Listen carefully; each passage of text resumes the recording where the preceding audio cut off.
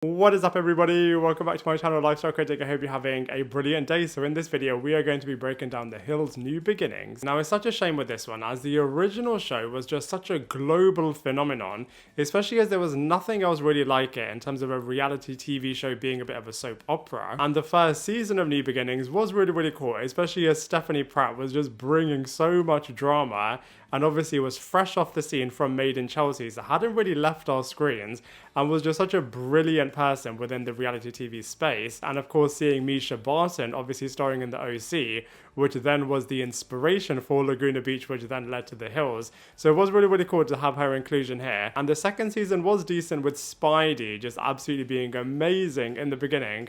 But then after that, it just became so boring, and you could just tell that all of the cast members were just so self-aware and were really conscious of their public image. So we're just playing it really safe. We're just led to the show being so diluted and just wasn't able to be as amazing as it was from the original days. And of course, they're a little bit older, so they're not going to be as party-centric or as elaborate or as crazy as they were before, and are now dealing with other issues, for example, transitioning into adulthood, and of course having kids and marriages and all of that sort of stuff. But they still could have just brought a little bit more fire and a few more sparks, as this is of course what made The Hills' original show so brilliant.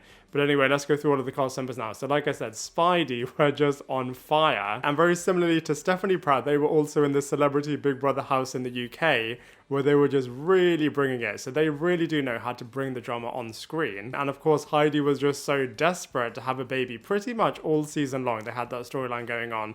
And it was really interesting to see the ups and downs with this, and of course the emotional roller coaster that Heidi is going through, as well as Spencer coming round to the idea in the final couple of episodes. And they were just so good in creating drama themselves with all of the different characters. So for example, being a bit of a bad influence to Brody Jenner's new girlfriend, and Brody just having a few issues with Spencer and Heidi because of this. And then of course the massive fallout with Ashley and Jason Waller, which was just absolutely brilliant. And I just think Spencer really does know how to really turn up the heat and how to really get a reaction out of somebody. And the way in which he was like, look Jason, don't have another relapse, as they were leaving that incredibly intense sequence in Tahoe, the dinner over there, was absolutely brilliant. But outside of that, there were just never any other good scenes as brilliant as that one. And I just love how both Heidi and Spencer are just so willing to put their entire life up on camera. So for example, you also get an insight into how difficult it is from a monetary and money perspective, as so infamously they have made millions and lost millions. And now you can see they're trying really hard to build a lot more income through their crystal business, which they then had as an inspiration for the retreat, the wellness retreat at the end, which I thought was really brilliant. Now let's talk about Audrina, who was incredibly self-aware, and you could just tell that she was playing it so safe this season. I do think she was culpable for causing a lot of the drama that was involved at the start of the series, especially getting in the middle of Ashley and Heidi even blocked Audrina, which I thought was an interesting storyline too. But outside of that, you could tell that they were trying to force a storyline between her and Brody, and they were really interesting, as of course you do know these two characters from the original show, but you could just tell it was really forced. And of course she was wanting something more serious, and you do really feel bad for Rod Stewart's son Sean, when he was just trying so hard with Audrina, but she was never really feeling the chemistry with him. And this is obviously what always led her to go back to Brody. And speaking of Brody, he is obviously the most followed person out of everybody in the cast, and he was really brilliant. And you could tell that he is still such a player, as he's got a number of different girlfriends with him across the series. And in the first season, they were continuing the fact that him and Spencer have drifted apart a lot, but in this season, he obviously does not want to repeat that and always had Spencer's back, apart from the fact that I do actually think, in a similar way to Audrina, he did kind of cause a lot of sparks and did actually start the rivalry between Jason and with Spencer. And it was really cool to see him with Audrina, especially like I said, from the past perspective. But outside of that, you just knew that they're never really going to be a couple. And I love the fact that Caitlyn was in this series, and I feel like they could have done a little bit more with the fact that she is part of the cast. I mean, they did do a little bit in terms of referencing the fact that Caitlyn went on to date Miley Cyrus immediately after these two separated, and then of course the fact that Caitlyn is now pregnant. But I feel like if anything, they just dragged that storyline out for way too long, for 3 episodes towards the end of this season. I mean, 1 episode, fine, that would have been enough, but they just dragged it on, which just meant it was a little bit diluted. And there have been reports that actually that storyline was fully fabricated,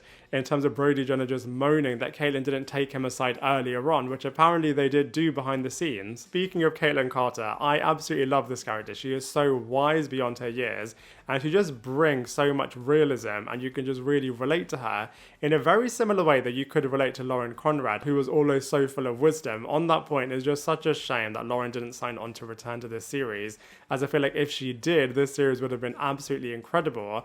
And they did try to make Caitlin Carter a little bit similar to Lauren, and Caitlin's friend Caroline wanted to be in a relationship with her in a similar way to how Caitlin was in a relationship with Miley Cyrus. But of course, Caitlin wasn't really interested in this, as she was in a more serious relationship with Chris, who you do eventually see at the end of the season. And it was just so awkward seeing Brody finally meeting Chris, as of course Brody was in a truly serious relationship with Caitlin. I mean, the two of them were actually married for 6 years, but then of course you got to see the destruction of their marriage in the first season, especially with the revelation that they have an open relationship and Brody was just getting with loads of other people. But Brody also did say that, Caitlin wasn't that perfect either. Now let's talk about Ashley and Jason Waller. So it was really, really cool, the fact that, Jason was one of the first love interests of Lauren Conrad, and she very famously didn't go to Paris and did choose Jason. So, from that point alone, it was really, really cool to see him.